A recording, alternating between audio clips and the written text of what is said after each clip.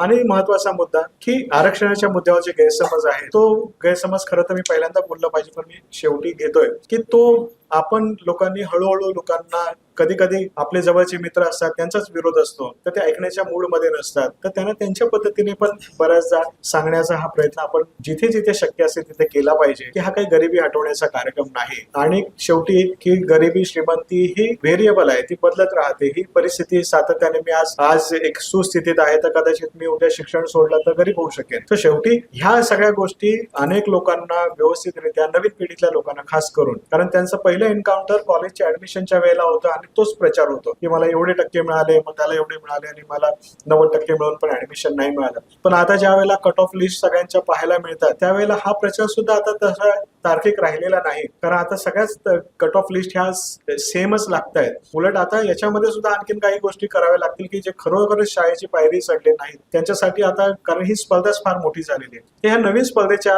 बदललेल्या युगामध्ये, तंत्रज्ञानाच्या युगामध्ये या नवीन पिढीशी संवाद साधण्यासाठी ही राज्यघटना अधिक आपल्याला आणखी लवचिक पद्धतीने लोकांपर्यंत घेऊन जावी लागणार आहे. मला असं वाटतं की आपल्या समोरचं सगळ्यात मोठं चॅलेंज सध्या हे